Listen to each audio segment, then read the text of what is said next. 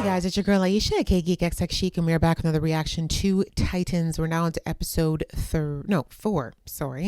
Episode 4 of season 4, which is called Super Mart. So I'm assuming that they're talking about people potentially with powers, whether or not that's actually, the alien / mutant like abilities or magic. We'll have to wait and see. So in the last episode, we had two kind of separate storylines going on. We had Corey and Dick going out to find this character called Jinx, who apparently is a magic wielding person, because they feel like she could be the key to figuring out who this person is that they went up against, because Dick has figured out that what they went up against was magic. So it's not necessarily something that works with the same, I guess you could say, principles as traditional superpowers like super strength, super speed, etc., which we saw with Connor, hence why Connor was taken out.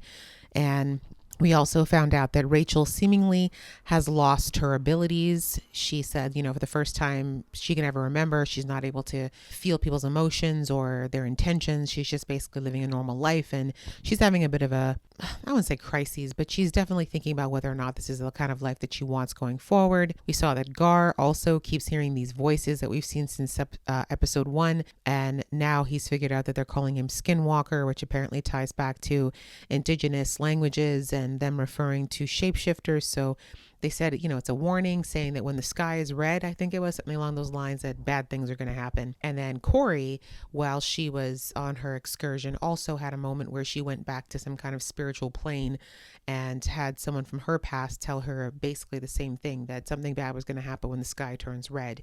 So there's a prophecy that's out there. 2 members of Teen Titans know about it. Hopefully they'll get a chance to collaborate over that and talk about it soon.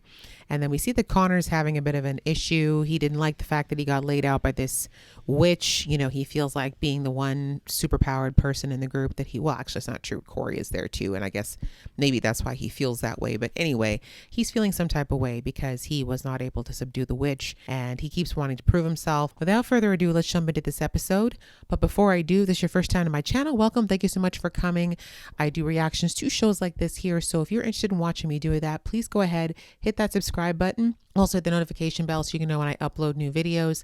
And if you really like this video, I'd appreciate it as well if you gave a little bit of love to the like button as well. That just helps your girl out on the YouTube algorithm. And for those of you who've been here before, thank you so much for coming back. Welcome back. You are very much appreciated, and so is your patience.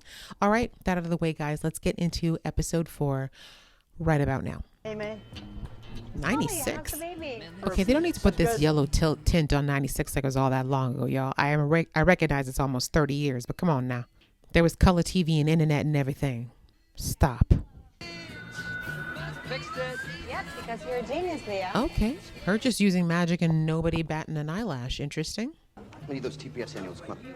Not the TPS reports. I thought you were doing those. I did the. For those of you who've watched Office Space, you get that joke. Look like you could use one, Bryce. Okay, so this is the chick. Sorry, it took me a minute to recognize her.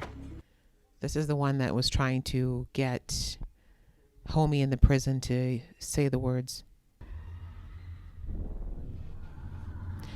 So does that man have superpowers? He just got the gall and the gumption. What just happened? And did you just do that? I have a feeling she did that. Possibly intentionally, possibly not. But honestly, why would you mess with somebody who's just wielding magic like most people breathe? That's my job. Shoot. Downsizing? You'd say that. Maybe. Might have also axed my boss. What do you do? Outside of hitting on strange women in a bar. Oh, yeah. No, don't take a card from any place that calls itself the organization. We identify people's special aptitudes and then cultivate them. Before that, I was at the UN. Oh. Sometimes the brightest lights come from the darkest places. Ooh, look at you getting deep and metaphorical. Say them. World of Warcraft. And then what? And then you're done. Okay, she's repeating exactly almost what she said to the Sanger guy. Oh. Cheers. See, that should have been your sign that he was the devil. But clearly you were looking for some evil anyway.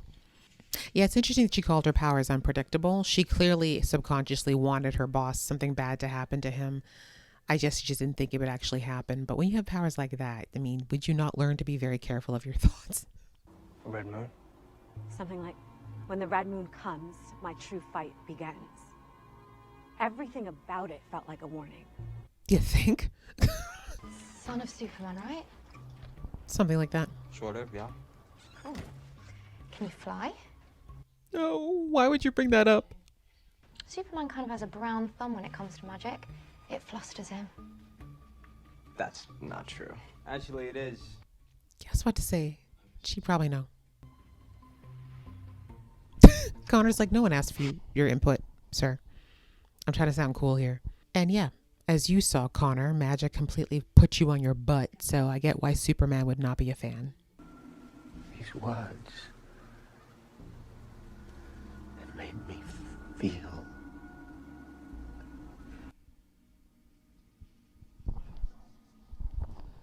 Can we finish our sentences, please?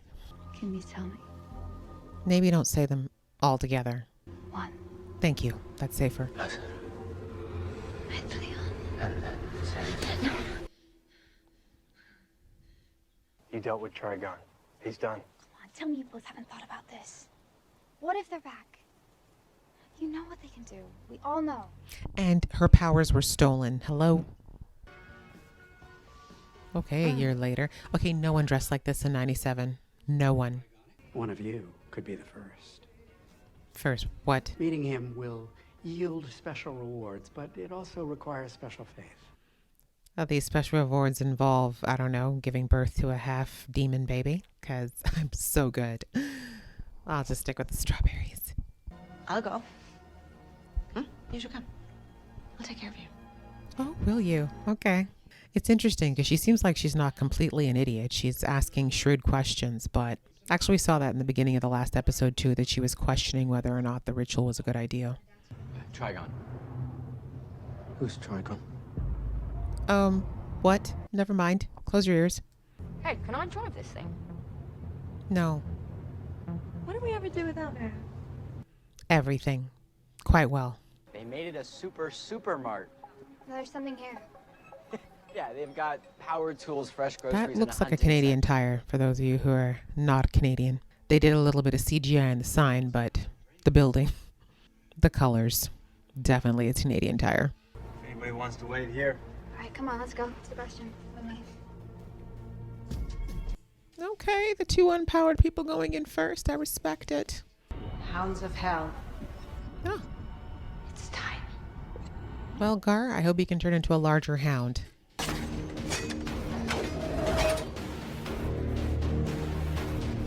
Oh, okay. Just everybody in the supermart. Just, okay, great.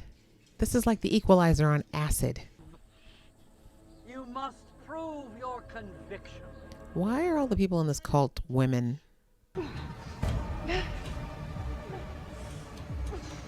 That's the dumbest way to climb up a ladder. I want to be his queen. Okay, great. That's between you and him. There can only be one. Oh. It's like that, you know. Women are not that much about camaraderie, sadly. They tend to be very much, it's you or me. Also, she should know that, you know, if he's a demon and all, having, you know, one bride would not exactly fit into the whole I have a moral compass thing. Like, homie probably has a few harems. Like, you wouldn't be special, sis. I hope it's her.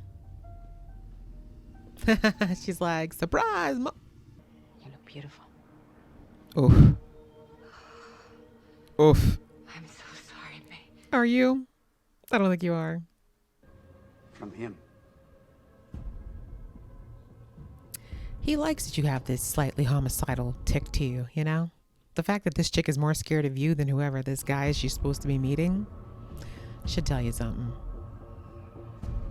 He just gave you blood to drink. I feel like that was blood.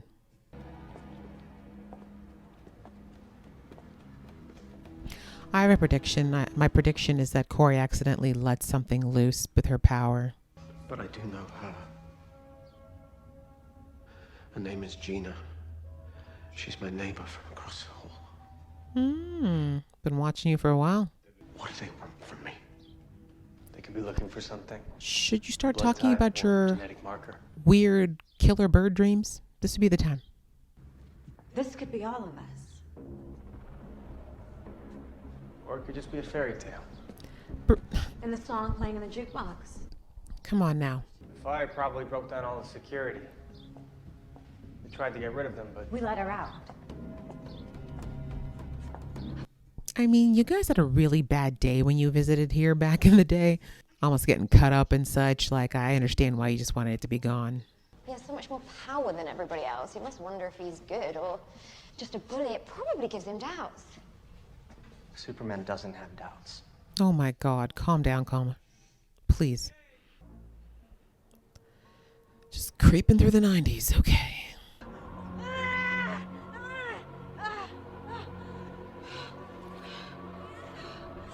That didn't sound nice at all. Wait. it's a boy. He's going to eat it. The chosen one must be a girl.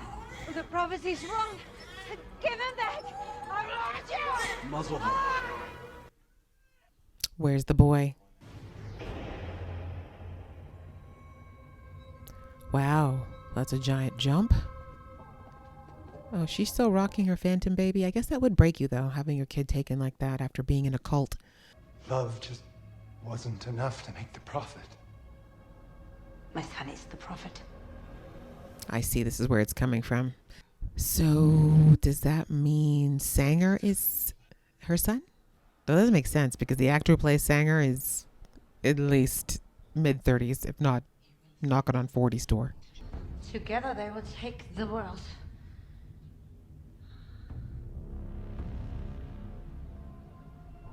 As you wish. Well, you know, if she does have a kid, she did have magic to begin with, so it's very possible that whoever this boy is, has powers.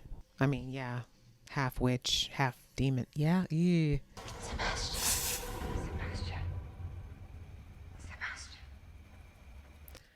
Congratulations, your mom's a psycho witch.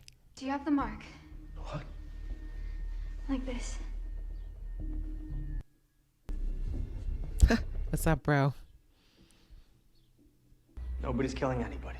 Dick, if this guy turns into a fucking pumpkin, Nobody is touching him. Okay, everyone relax. Oh, look who's all familial now. Yeah, while you guys were sitting there listening to the tapes there rather than just taking them. Like, Dick, you have enough money to buy all the old tech you need to play this back in the sanctuary. Zombies in the Mart. Oh, they're dead.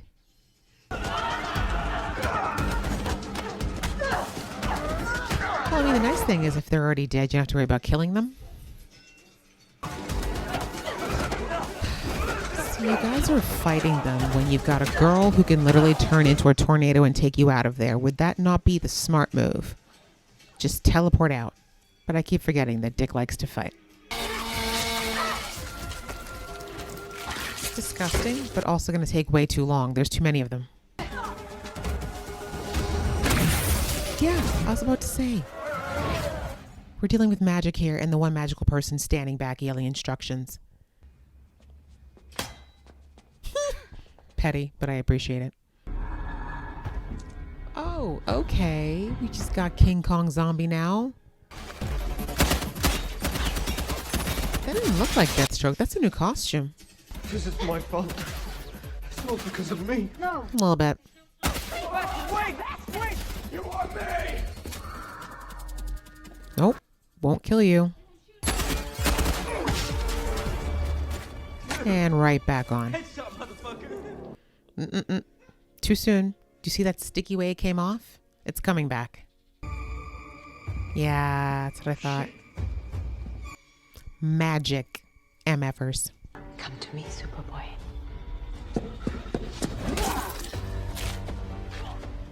Oh, did he have a kryptonite knife?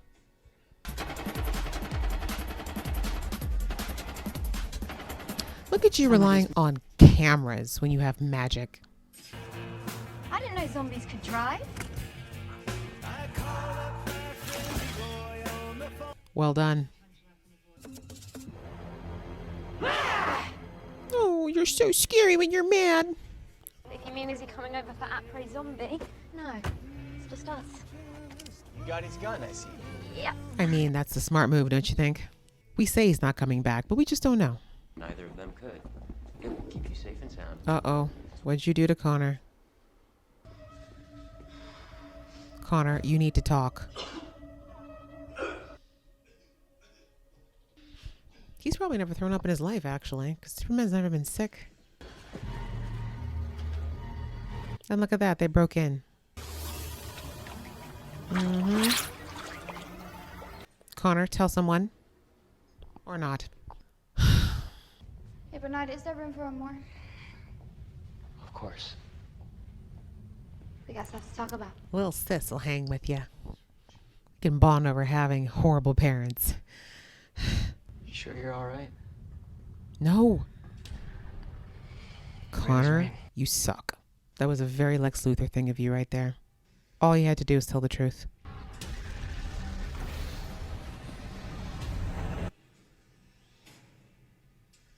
All right. Well, now I have a question as to whether or not that snake was real or if Connor just imagined it.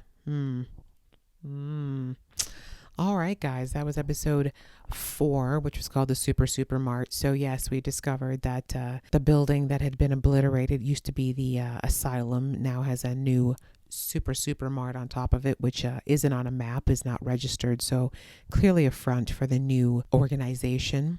Which clearly this woman, what was her name? Oh my gosh, I heard it several times during the episode and I just completely blanked it out. But anyways, Gina, I think they called her. She's clearly been working very hard since she was blown up out of her little prison and working to get this place back up. But I gotta wonder where she got the money, because that's not cheap to rebuild an entire building, but I digress. We have some backstory now anyways, because obviously all we saw of, any of these villains since episode 1 was that they were working with Lex Luthor. And it seemed initially like this was beef against Lex, like, oh, he used us and then he got rid of us. But there's been a much bigger plan. Apparently, we discovered that this guy, Sebastian, we have his first name now, I can remember it. He's actually Rachel's older brother. And he is also a half sibling through their father. And this was all part of, the organization looking for the woman that was going to bear the child that he was eventually going to use her body, if I remember back to season 1 enough, to take over the world. So, yeah.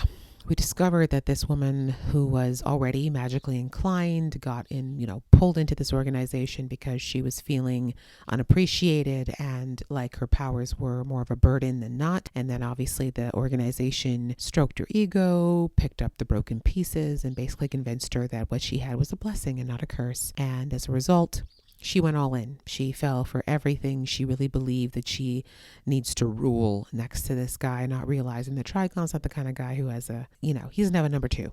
He's not that kind of guy. He would have definitely killed her at some point. But anyways, so she bought in.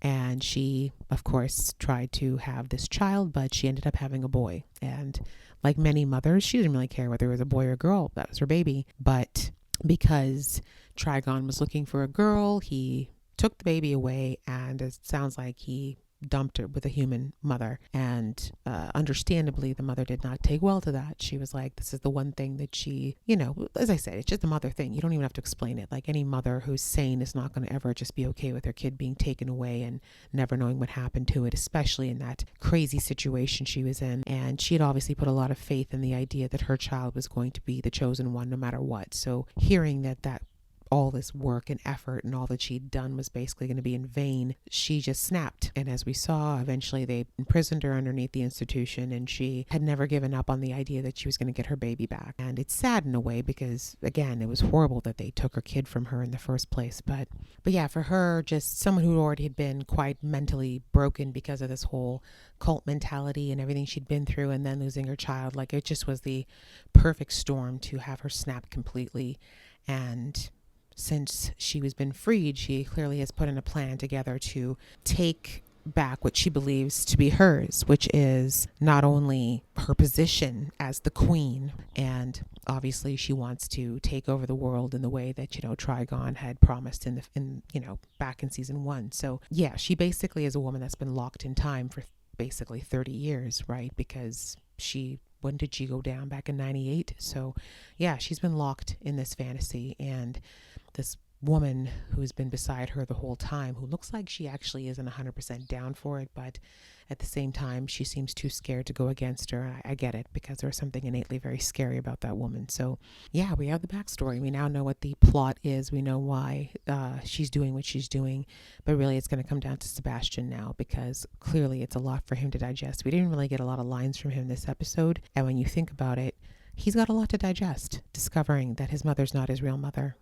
that he's half demon, and that there's a prophecy that his mother's trying to fulfill that has him basically completely destroying the world. That's a lot. And, you know, we know that even before this, he was dealing with a lot. He was dealing with a lot of pain and a lot of dejection and stuff like that. So he's, like I said, he's very much floating on the line of chaos, you know, whether or not he's going to go to the side of good or evil, depending on so many factors. But again, I can understand if he does go to the side of evil, like his only living parent now, he discovered is alive. And I can definitely see him maybe wanting to get to know her and not being okay with just destroying her, right? So yeah, he's in an interesting place. And I feel like, I mean, he's got Rachel, thankfully, and Rachel's the only person literally in the world that will understand what he's going through right now and be able to offer a level of assistance. But in the end, she hasn't lived his life. You know, she's a lot younger than him. She's been through a lot less. And so, yeah, what he does or what choice he makes, it's going to be the big conundrum of the season. But I can't think, you know, with it being the season that it is, that we're not going to have something big happen. So I have a feeling either, whether willingly or not, he's going to end up somehow fulfilling this prophecy or just about doing so. But outside of that, we see that, again, Connor and his impetuousness, he's still having some issues. And in this episode, it looks like he was used, right? He got stabbed. And of course, we know that Connor should not be able to be stabbed with any traditional knife, like the kid's bulletproof. So how did that knife go through his stomach? My guess is that it either was magical or that there was some kind of kryptonite involved. But she planted something in him. And I don't know if it's something that is going to take over him mentally, or